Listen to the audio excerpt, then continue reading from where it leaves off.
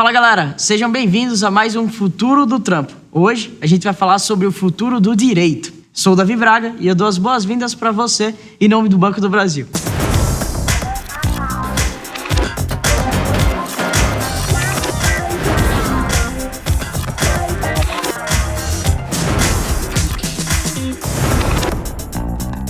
A gente já falou sobre o futuro de duas grandes profissões, futuro da saúde e futuro da economia criativa. Hoje o papo sobre direito vai ser super bacana. Por isso, a gente trouxe duas convidadas para bater esse papo aqui com a gente, né? Que é a Renata Castilho e a Camila Pinheiro. Meninas, é um prazer estar aqui batendo esse papo com vocês. E esse programa aqui é feito para aquelas pessoas que querem entender um pouco melhor sobre as carreiras, as possibilidades de carreiras para o futuro. Então, tenho certeza que os conhecimentos de vocês serão fundamentais para que eles tomem a decisão de seguir ou não na área de direito. Dependendo do que vocês falarem aí, vai ser importante para o futuro deles. Beleza? Então, vamos começar com a apresentação de vocês, né? Fundamental. Quem são vocês? O que é que vocês estão fazendo agora no presente? Então, Davi, eu sou formada em Direito, pós-graduada em Direito e Processo Penal e estou fazendo a pós-graduação de Ciências Políticas.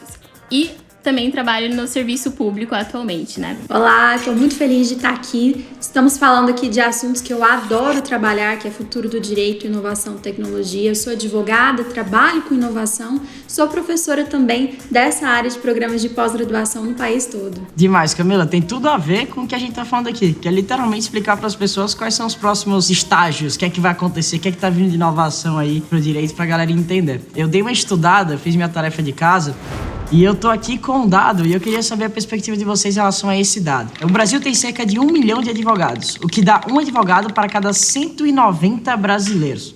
A maioria das pessoas pensam direto que o único caminho que se dá para seguir dentro do direito é você se tornar um advogado. Mas a gente sabe que pode ser muito mais que isso, existem diversas carreiras e possibilidades que dá para se seguir dentro da área do direito. Vocês acreditam que no futuro a advocacia ainda continuará sendo o principal caminho para aquelas pessoas que optam pela faculdade de Direito? Então, quando a gente entra no curso de Direito, lá no comecinho, né, os professores eles sempre perguntam se a gente quer advocacia, concurso público, e parece que só existem essas duas opções de carreira, mas a verdade é que nós temos diversas outras opções de carreira, sim, inclusive opções que não são tradicionais. Hoje em dia a gente tem profissões que são híbridas, né, elas pegam um pouquinho do direito, mas pegam um pouquinho também de outras áreas do conhecimento, como a tecnologia, como o design.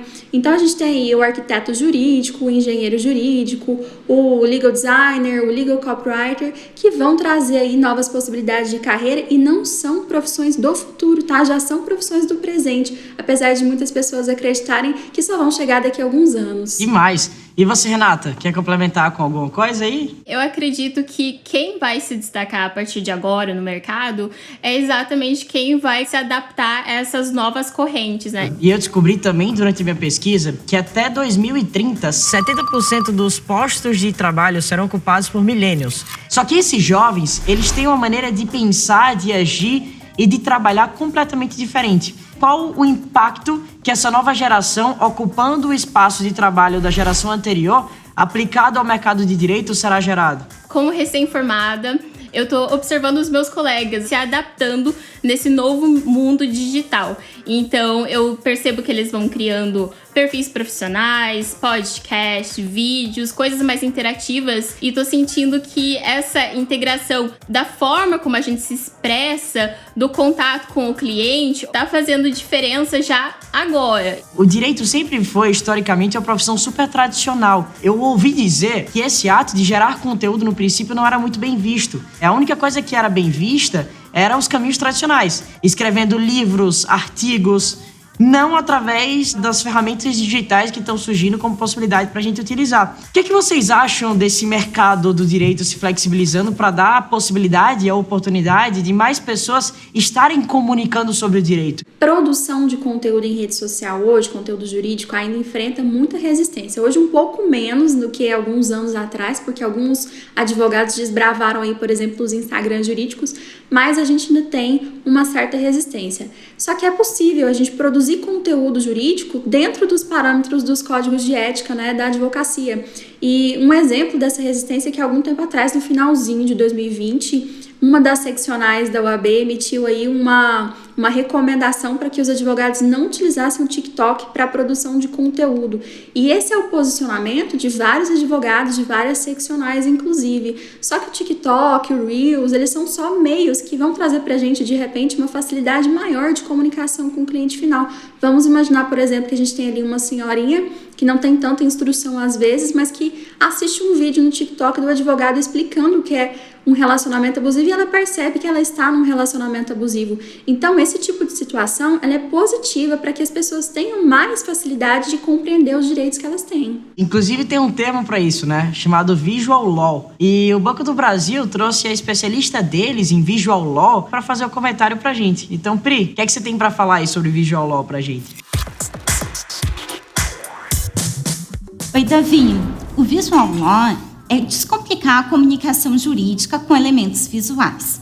Eu posso utilizar um mapa mental, uma tabela, uma cor de fonte diferente, uma letra diferente, qualquer coisa que o nosso cliente entenda o juridiquês.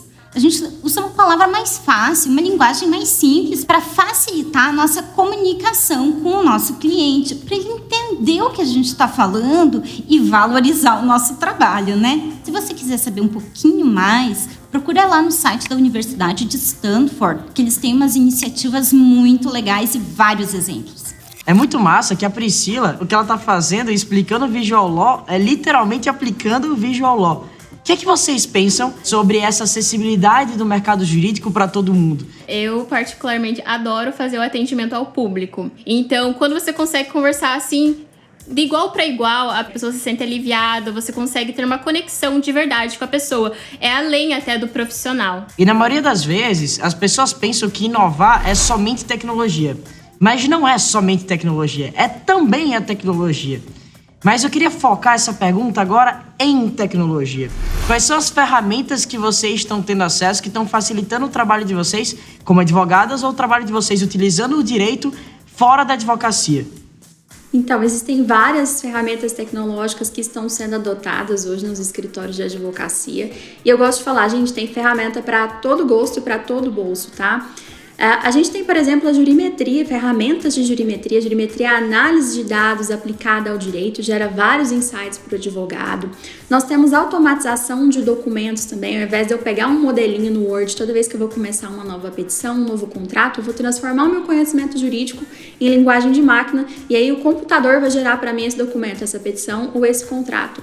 A gente tem também softwares de gestão jurídica que são muito utilizados tanto em escritórios quanto em departamentos jurídicos para auxiliar aí na rotina, na gestão da rotina do advogado. Meninas, agora a gente quer dar oportunidade para os universitários fazerem perguntas para vocês. Olá, meu nome é Fausto Neiva, tenho 23 anos, estou no 3º ano da graduação em Direito e eu vejo muitas pessoas falando sobre a importância da tecnologia no futuro do direito. Vocês acham que será essencial que o futuro jurista tenha intimidade com as novas tecnologias? Então, Fausto, eu acredito pessoalmente que sim, vai ser necessário a gente se adaptar a esses novos meios. Até porque, como a gente já mencionou aqui, estão surgindo mecanismos que facilitam o dia a dia do jurista. O atendimento atualmente no meu setor é todo por aplicativo, tudo por internet. E por conta da pandemia, a gente teve muita gente buscando o auxílio da justiça. Então, o meu atendimento foi totalmente transformado. Antes, o que era presencial foi totalmente para o virtual. Eu entendo que os escritórios de advocacia do futuro, eles vão ser cada vez mais escritórios de tecnologia também. É muito difícil que a gente não tenha tecnologia no segmento jurídico, porque em todos os segmentos as ferramentas tecnológicas estão sendo cada vez mais adotadas. E aí a gente vai ter uma figura de escritório de advocacia que vão ser cada vez mais parecidos com as law techs e as legal techs. A gente viu acontecer, como a Renata estava falando, um grande problema aí na pandemia, né? Porque vários escritórios que não tinham iniciado esse movimento de transformação digital, eles tiveram que se reinventar da noite para o dia e tiveram muita dificuldade. Vamos para a segunda pergunta agora? Olá, meu nome é Jaqueline Fernandes, eu sou estudante de Direito, recentemente cursando o 7º semestre, e a minha pergunta está relacionada com a área do direito digital. Afinal, não é de agora que a gente vem escutando os termos a transformação digital e o impacto que ela pode causar no mercado de trabalho. A questão é que na prática a gente não vê muita coisa acontecendo, então eu gostaria de saber em quanto tempo vocês acreditam que realmente esses novos campos estarão inseridos dentro da vida do profissional de direito. Legal, Jaqueline. Olha, a sua dúvida é uma dúvida de muitas pessoas. Na verdade, esse movimento de transformação digital, de direito digital, de direito e tecnologia, ele não é um movimento de fala, tá? Ele já vem acontecendo. Então, a gente já está aqui no momento em que o profissional precisa se adequar. Para você conhecer um pouco mais, eu recomendo que você conheça a comunidade Legal Hackers, que é a maior comunidade de inovação, direito e tecnologia do mundo, presente em mais de 180 cidades ao redor do mundo. E aí lá você vai conhecer várias pessoas que realmente já trabalham com inovação e tecnologia. Na minha prática, eu tenho visto bastante até. Quem sabe, na hora que você está estudando, você não veja tanto. Até recomendo que você busque o pessoal que já está inovando nessa área. A tendência do mercado é aumentar com toda certeza essas novas adaptações dentro do direito. Falando em mudanças, a Lei Geral de Proteção de Dados é uma lei mundial ou uma lei brasileira? Legal, olha, a Lei Geral de Proteção de Dados, ou LGPD, como as pessoas falam, ela é uma lei brasileira, só que ela não é uma invenção brasileira, né? Ela é inspirada na GDPR, que é a Lei de Proteção de Dados Europeia, e as duas elas vêm de uma tendência mundial de proteção e privacidade de dados pessoais, porque quanto mais a gente compartilha os nossos dados na internet, mais vulneráveis nós ficamos. E aí as pessoas ficam perguntando, mas será que a LGPD vai pegar, não vai pegar? Não é bem isso, né? De pegar ou não pegar. A questão é que a gente precisa realmente cumprir a Lei Geral de Proteção de Dados, porque ela é diferencial para qualquer empreendimento hoje. Agora, Renato, falando da tua área, que é a área criminal, o número de crimes virtuais cometidos durante a pandemia aumentou pra caramba. Como é que você enxerga o impacto disso pra tua área de trabalho específica? Os crimes hoje em dia não são só no mundo físico, é óbvio, né? Já tiveram algumas inovações para proteger contra esses crimes virtuais, mas com certeza cada ano vem aumentando. Então a legislação está se adaptando ainda. Camila, também é possível empreender na área do direito, ou seja, você pode criar uma startup, uma Law Tech. Qual a importância que essas inovações previstas por essas Law Techs estão trazendo para o mercado? Super possível empreender nessa área. Hoje a gente tem muitas Law Techs e Legal Techs, tanto no Brasil quanto fora do Brasil. Aqui no país a gente tem uma associação brasileira de Law Techs e Legal Techs que faz um mapeamento de todas as soluções tecnológicas que existem para o segmento jurídico, e a gente tem muito espaço ainda nesse mercado, porque a própria AB2L fez uma pesquisa muito recente depois do início da pandemia para saber se os escritórios já estavam utilizando mesmo soluções tecnológicas, e só 22% deles já estavam adotando alguma solução. Ou seja, cara, se você quer escolher a profissão do direito, procure entender um pouco mais sobre quais as tendências vão vir a acontecer. O que está acontecendo no mercado como um todo e como é que você consegue se posicionar para você surfar essa onda da melhor maneira possível e não você ser atropelado por ela e pego de surpresa. E aí depois não vem chorar, porque eu, Renata e Camila, a gente tá avisando você. Continuando a falar sobre futuro, quais são as habilidades mais importantes alguém que opta pelo ramo do direito deveria desenvolver para os próximos 10 anos? Eu vou simplificar bastante e vou dar 2 características que eu acho que são fundamentais. Não basta você já querer correr e já criar um perfil e já buscar um novo meio, se integralizar nesse caminho eletrônico sem antes ter uma base bem sólida. E segundo, olhar. Você tem que estar olhando o mercado e observando as novidades. Eu gostaria de citar apenas uma, que é a habilidade de aprender a aprender. Porque pode ser que hoje determinada tecnologia que para nós faz sentido, amanhã já não faça mais, e a gente vai ter que aprender uma nova. Então essa noção de que o mercado está sempre em transformação, ela é essencial para que a gente se coloque em movimento de aprendizagem e não fique obsoleto. Minha cabeça fez pum agora, você não tem ideia. E agora, a gente está se direcionando para o fim, e eu tenho certeza que é a pergunta mais esperada por todo mundo de casa. Quais são as dicas, as recomendações que vocês dão para quem quer seguir no futuro da profissão do direito?